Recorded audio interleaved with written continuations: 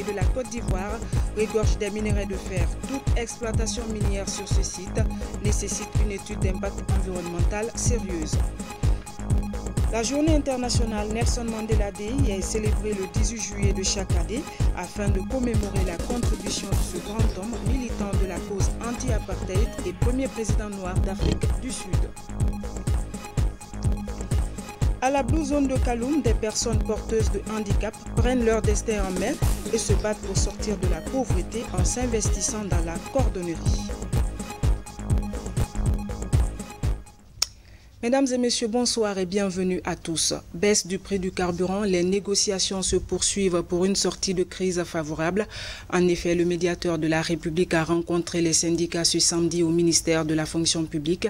Mohamed Seyd Fofana reste confiant. On écoute le médiateur de la République.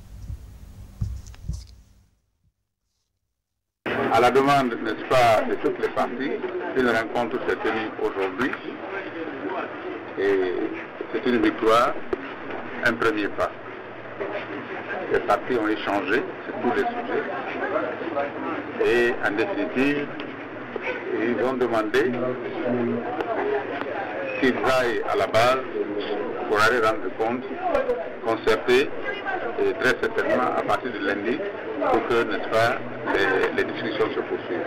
Les discussions sont passées dans un climat de confiance et vraiment tout était dans la convivialité et j'espère que dans les jours à venir, les choses vont se clarifier.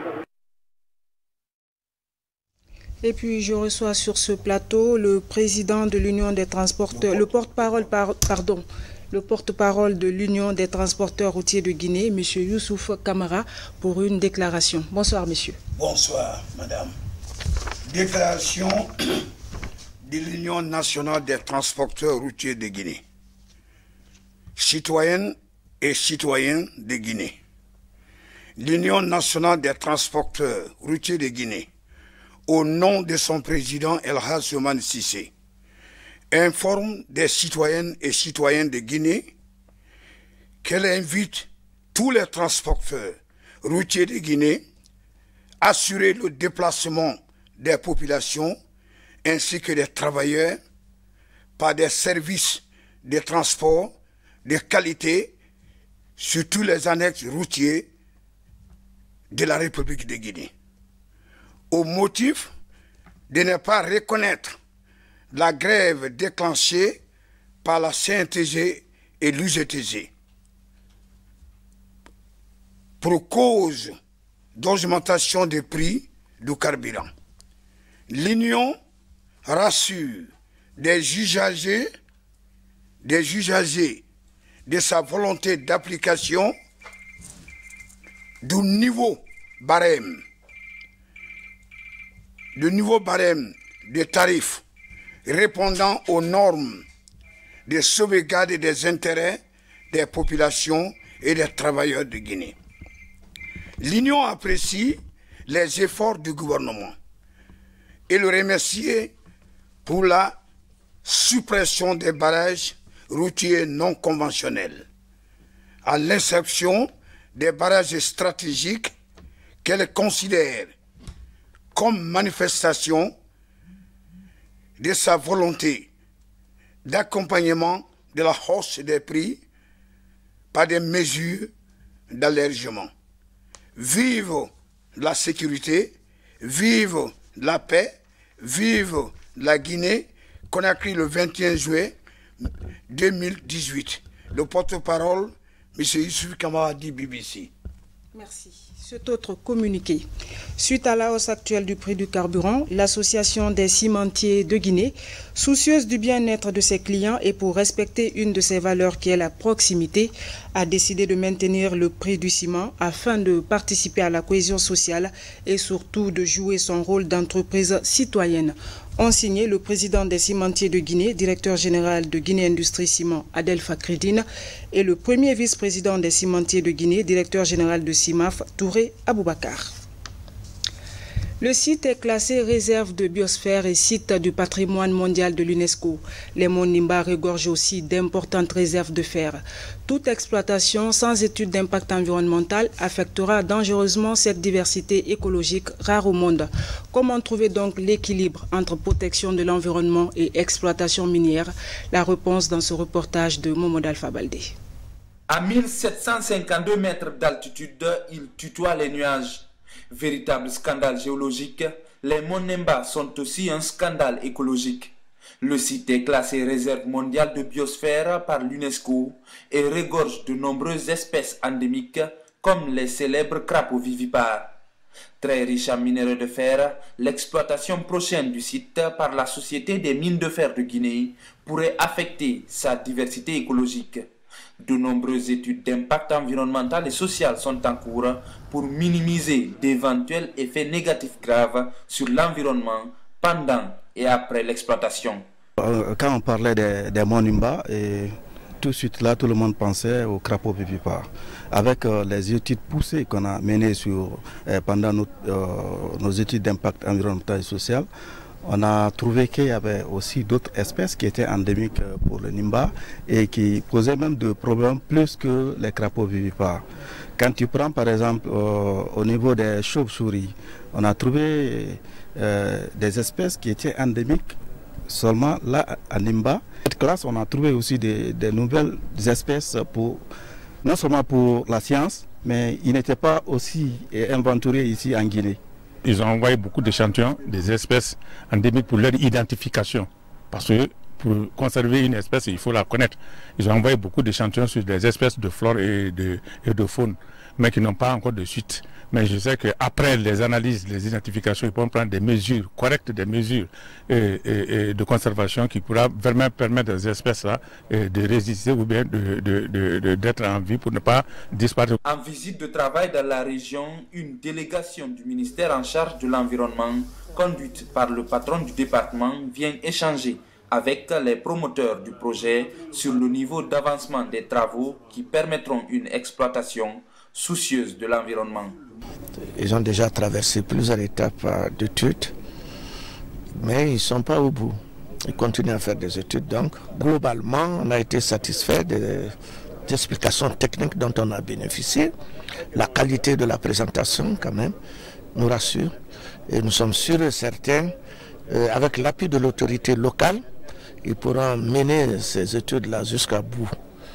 Et encore autre chose qu'il faut signaler, ce qui m'a beaucoup d'ailleurs satisfait, c'est l'accompagnement qu'ils apportent auprès de nos communautés villageoises ici. Ils ont construit des forages depuis des écoles. Pourtant, ça ne fait pas partie du contenu local puisque nous ne sommes pas à la phase d'exploitation. La valorisation du fer des monts Nimba, dont l'exploitation durera pendant plusieurs dizaines d'années, est un véritable défi écologique que le département de l'environnement et la SMFG comptent relever. Dans le monde paysan, le programme Farmer to Farmer relance la formation agricole en Guinée. Les acteurs impliqués dans le secteur se sont récemment retrouvés à Kindia pour un partage d'expériences et de stratégies. L'idée est de capitaliser les acquis de ce programme. Komara Moussa, Seydou Diallo. C'est une rencontre de partage d'expériences et de capitalisation des acquis du programme Farmer to Farmer.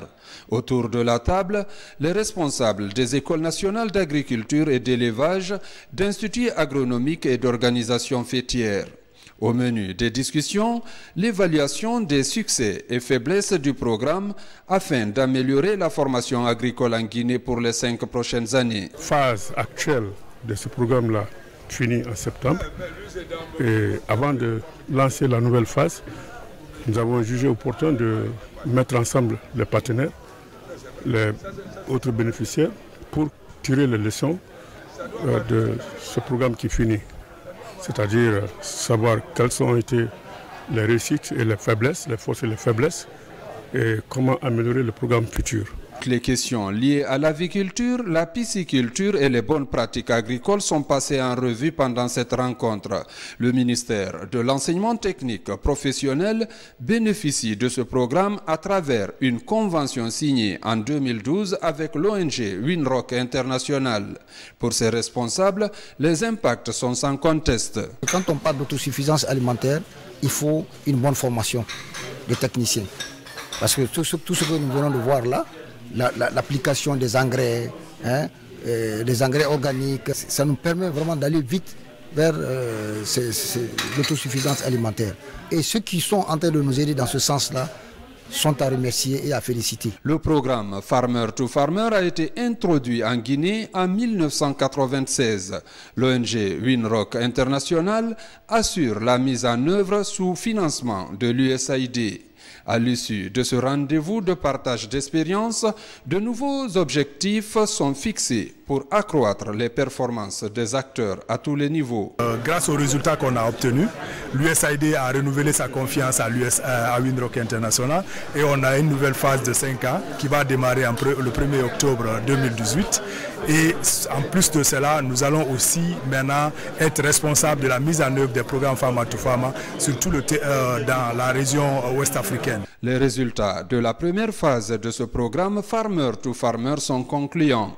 Ces produits locaux exposés ici sur ces stands en sont une parfaite illustration. Éducation, la Guinée s'est engagée dans la lutte contre la sexualité précoce à travers le ministère de l'Éducation nationale et de l'alphabétisation. Un nouveau programme est en cours de validation pour l'intégration de l'éducation complète à la sexualité dans le curricula scolaire. Le projet est financé par l'ONG Intra-Elf. Reportage Amadou Touré. Dans son programme de réforme et de modernisation, le ministère de l'Éducation nationale et de l'alphabétisation, à travers la Direction nationale de l'éducation civique, ambitionne l'intégration de l'éducation sexuelle complète dans le curricula scolaire. En clair, il s'agit pour le département de préparer les jeunes à éviter les risques liés à la sexualité précoce. Nous avons eu le besoin de rendre notre programme conforme. C'est pour cela que nous avons fait appel à des expertises qui sont venues cette fois-ci d'autres bailleurs de fonds comme Intra-Elf qui est venu nous aider à faire de ce programme un programme harmonisé, un programme qui prenne en compte les 8 notions clés de l'UNESCO. Ce programme d'éducation à la sexualité est important dans la mesure où il va permettre, une fois inséré dans le cursus scolaire, de canaliser nos jeunes apprenants. On va leur montrer les risques qu'ils courent en ne respectant pas les règles d'éthique et d'esthétique du point de vue du comportement face à leur avenir. Selon les résultats de l'enquête des ménages réalisée en 2016, en Guinée, plus de 54% des femmes âgées de 18 ans sont mariées ou ont été en union. Un taux inquiétant de précocité sexuelle avec des risques de transmission du VIH-Sida et de grossesse non désirée. Face à cela, le gouvernement et les partenaires techniques et financiers se mobilisent pour inverser la tendance. Expliquer aux jeunes comment ne pas avoir une sexualité précoce, premièrement, comment prendre en charge son propre corps, comment se planifier et comment éviter certains comportements à haut risque. Parce qu'une adolescente pour moi à 10 ans qui est enceinte est une grossesse à très haut risque. Il s'agit en fait dès le plus bas âge de faire comprendre à l'enfant qu'il a un corps et à partir de ce corps, quelle prise de conscience prendre de ce corps et qu'est-ce qu'il faut faire de ce corps et comprendre le fonctionnement de son corps, de son organisme et qui va lui permettre d'être quelqu'un qui pourra dire non quand il faut dire non. D'après les experts, la maîtrise de la sexualité précoce et la fécondité peut conduire à une diminution de la mortalité maternelle et infantile et à une stabilité progressive des naissances. Éducation toujours, le collège des étudiants des universités privées a un nouveau bureau. Son rôle, veiller sur l'amélioration de la qualité des programmes et le renforcement des liens entre les universités du pays. Les membres de ce nouveau bureau ont présenté ce samedi leur feuille de route aux représentants du ministère de l'Enseignement supérieur. Reportage Bernard Tonguido. Je jure devant Dieu. Ils s'engagent à fédérer leurs efforts pour l'amélioration de la qualité de l'enseignement dans les universités privées. Ces étudiants, réunis au sein du collège des universités privées du pays, œuvrent pour l'instauration d'une collaboration scientifique entre les institutions d'enseignement supérieur privées. Et ce travail, ils le font depuis 3 ans. Il y a eu tellement de crises au niveau de l'éducation nationale. Le collège des étudiants des universités privées, nous nous sommes réunis avec nos amis du collectif des étudiants des universités publiques de Guinée pour créer ce qu'on appelle ici la coalition des élèves étudiants de Guinée, dont moi-même j'étais le premier porte-parole. Pour poursuivre l'initiative, un nouveau bureau est voté à la tête du collège des étudiants des universités privées. Les nouveaux dirigeants ne manquent pas de détermination. Nous allons ensemble avec l'équipe, la nouvelle équipe élue, faire passer le message dans toutes les universités privées que dorénavant il y a une structure qui doit être informée de tout ce qui se passe dans les universités privées, et ça c'est en renforçant un peu nos capacités dans chaque université privée, ce que nous appelons renforcer les bases. Nous avons 2 représentants par université, mais nous allons accroître ce nombre-là pour que les membres du collège des étudiants siégeant dans les universités puissent être un peu plus nombreux pour cerner les problèmes des étudiants. Autre chantier pour le collège des étudiants, la promotion du sport et de la culture interuniversitaire. Dans le même volet, l'université Alimar de Guinée se dote d'un siège flambant neuf. Le local est situé à Imbaya Faban dans la commune de Matoto. La nouvelle institution va recevoir plusieurs étudiants dans les domaines scientifiques et islamiques. Cette cérémonie d'inauguration a été aussi marquée par la remise de diplômes des sortants de ce temple du savoir. Diamoukaba. À Imbaya Faban Tandene, l'université Al-Imar, délocalisée. Après avoir été longtemps installée à Imbaya Bafon, avec son nouvel emplacement, elle est disposée désormais à accueillir plus d'étudiants avec un champ d'action beaucoup plus étendu dans la diversification des offres de formation. L'ambition des encadreurs, accompagner les politiques publiques dans l'amélioration de la qualité du système éducatif de la langue arabe en Guinée. On a 4 départements maintenant. 2 départements en français, le MIAGE et l'administration des affaires. Une salle qui est spéciale pour le MIAGE et une autre salle comme un centre d'informatique pour former les gens là-bas. Les atouts de l'université, 1, il y a l'enseignement de la langue arabe. Deuxièmement, la propagation de l'islam. Parce qu'en dehors des cours scientifico-techniques qui se dispensent, il y a une éducation religieuse aussi au sein de l'école, ce qui est fondamental pour la jeunesse actuelle. Son inauguration coïncide avec la sortie de la 9e promotion de l'institution. Au terme de 3 années académiques bien remplies, ces nouveaux diplômés en sciences de l'éducation et études islamiques reçoivent leur diplôme. Ce rendez-vous annonce le début de leur carrière professionnelle dans les domaines de la spiritualité, de la chronique, théologie et des débats islamiques. Une nouvelle dynamique qui compte répondre aux soucis du ministère de la Jeunesse dans la formation des jeunes et leur employabilité grâce à l'atout de la langue arabe. Je suis content d'avoir ce diplôme-là après 3 années d'affilée au compte de cette université. Je remercie le bon Dieu, je remercie mes parents, je remercie, n'est-ce pas, mes encadreurs au niveau de l'université.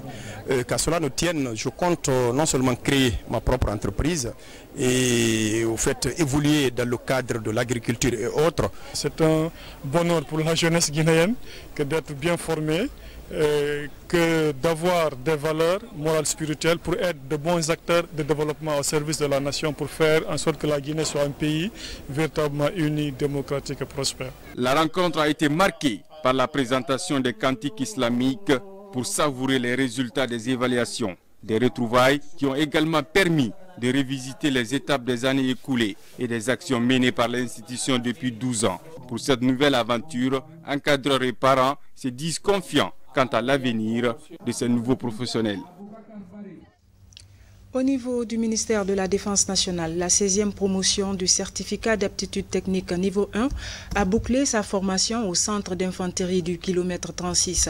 L'objectif de ce stage était de renforcer les capacités opérationnelles des jeunes militaires. À l'issue de ce cycle, ils sont appelés à réussir notamment les missions d'un chef d'équipe au combat. Reportage sergent-chef Alassane Diaby. La préparation d'un militaire à commander des hommes à quelque niveau que ce soit nécessite une solide formation. C'est pourquoi ces 407 militaires venus des unités de l'armée de terre ont appris pendant 4 mois les connaissances militaires d'ordre général et tactique, leur permettant de commander une équipe au combat, mais aussi jouer le rôle d'un gradé de contact au sein d'un corps de troupes. Prévu pour une durée de 4 mois avec un volume d'horaire de 576 heures. Le cours de CA1 s'est déroulé dans les meilleures conditions grâce au concours de la hiérarchie militaire pour son soutien moral, matériel, financier et la détermination de l'encadrement du CI km 6. Au retour dans vos unités respectives, prouvez à vos chefs que vous êtes des hommes nouveaux ayant acquis de nouvelles connaissances afin de contribuer efficacement à l'épanouissement des forces armées guinéennes. Car vous constituez désormais la cheville ouvrière d'une armée professionnelle, disciplinée et soumise à l'autorité civile légalement établie. Assurer une formation de qualité aux militaires est le credo de l'état-major de l'armée de terre. Au nom du chef d'état-major de l'armée de terre, l'objectif principal du stage est la formation des jeunes gradés que vous êtes. Sans risque de me tromper, j'affirme ici que le stage a été à la hauteur des attentes de la hiérarchie militaire. De 2011 à nos jours, le centre d'instruction d'infanterie du kilomètre 36 a formé 10 promotions au certificat d'aptitude technique du premier degré. Une dynamique qui s'inscrit en droite ligne de la réforme du secteur de sécurité en cours dans le pays.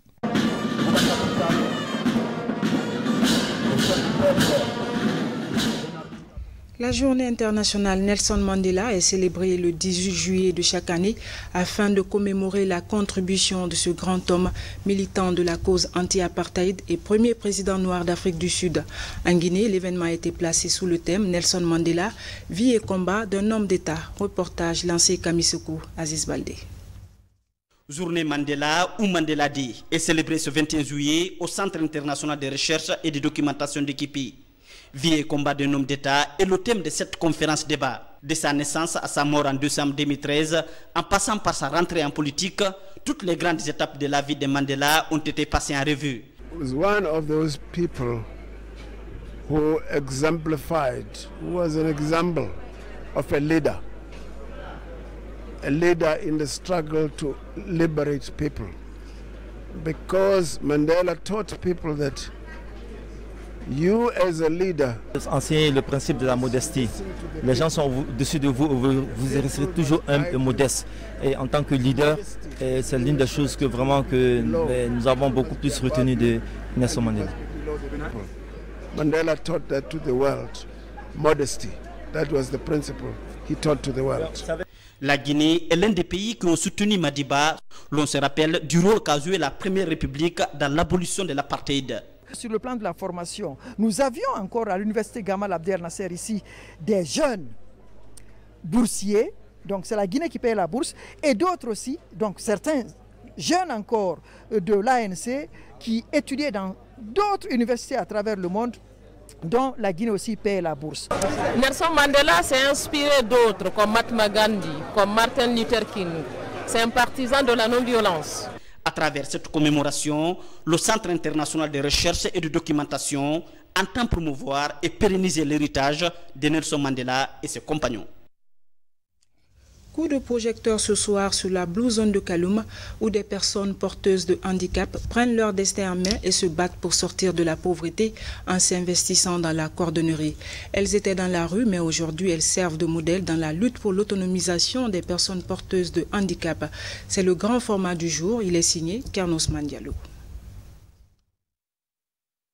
Quand nous braquions pour la première fois une caméra sur leurs activités à la Blue Zone de Kaloum il y a 2 ans, ces personnes à mobilité réduite travaillaient dans des conditions rudimentaires avec un maître cordonnier, mais avec la détermination d'aller jusqu'au bout et de faire comprendre qu'être porteur d'handicap n'est pas une fatalité. Que sont-ils devenus? Quel changement est intervenu dans leur quotidien? Pour le comprendre, nous revenons aujourd'hui au même lieu, un espace mieux aménagé, plus équipé avec un nouveau maître. Un des apprentis d'hier tient désormais les rênes de la production de chaussures en cuir. Visiblement, le pari est réussi pour ce groupe qui se dénomme Wakilare, autrement dit courage. Nous sommes très fiers parce que la vie d'avant et la vie d'aujourd'hui fait beaucoup de grandes différences. Donc c'est une fierté pour nous. Et lorsque on a quitté la route pour être dans la joie, dans la paix, et comme vous trouvez, nous sommes en activité, et cette activité, je suis très fier de la pratiquer. Avec ce métier, plus besoin de mendier dans la rue. Je m'applique et je m'en sors franchement bien et je poursuis mon aventure. À l'origine de cette initiative, un bienfaiteur italien qui, lassé de faire des dons, décide de donner un coup de pouce à 2 personnes porteuses de handicap pour tenter une nouvelle expérience qui leur permettrait d'être autonomes. Aussitôt proposé, aussitôt accepté, de passage dans l'atelier, c'est avec fierté qu'il échange avec les cordonniers et mesure l'impact du travail accompli en 24 mois. Ils avaient besoin simplement d'une opportunité, de créer un environnement, un contexte qui leur donnait la possibilité de montrer qu'ils sont capables, comme tous les autres, d'apprendre un boulot, d'apprendre à lire et écrire, de bien travailler et finalement de se gagner de l'argent pour eux-mêmes, pour leur famille. Et ils ont commencé à se marier, à avoir des enfants.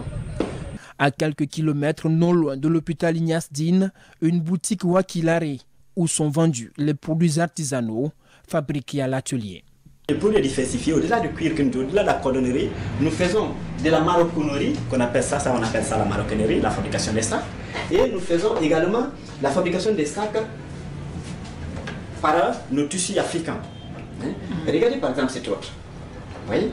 Ça c'est africain, le produit africain. Nous avons la peau, nous avons les coris dessus. Ça c'est plus que jamais très bien. Et ça c'est le goût des partenaires, des touristes qui viennent dans notre pays. En 2 ans, Wakilare a fait un chiffre d'affaires de près de 100 millions de francs guinéens. Le nombre d'employés est passé de 2 à 15. Plus important, la dignité recouvrée pour les travailleurs et le message qu'ils adressent aux nombreuses personnes porteuses de handicap en situation de mendicité dans la rue.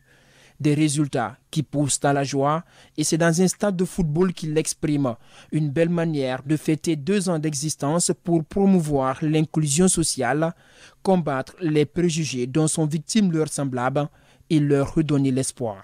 Juste montrer un signe que nous sommes des personnes handicapées. Cela n'est pas dit que nous sommes liés à la mendicité. On ne peut pas faire autre chose. Et c'est tout ce que nous venons de voir comme démonstration pour vous montrer que des personnes handicapées aussi sont des personnes comme des personnes valides. Ça va aider à augmenter l'estime de soi. Je rappelle que nous sommes avec des personnes qui doutent de leurs capacités, de leurs compétences, de leurs habiletés. Et parfois même d'un type de génie qu'on ne parvient pas à bien découvrir. Donc, et là, on voit que l'occasion leur est donnée pour extérioriser ces capacités-là qui sommeillent en elles. En 2019, tout en renforçant leur implication dans la promotion de l'artisanat, ces personnes porteuses de handicap comptent explorer un autre domaine d'intégration, celui de la réparation des smartphones et ordinateurs, un projet qui devrait occuper d'autres porteurs de handicap avec pour objectif les sortir de la rue. Page noire, la RTG est en deuil. Agafanta Condé du service des langues nationales a tiré sa révérence hier vendredi des suites d'une crise cardiaque. Agafanta Condé était locutrice en langue konya à la radio et à la télévision nationale depuis une dizaine d'années. On écoute la voix du konya pour la dernière fois.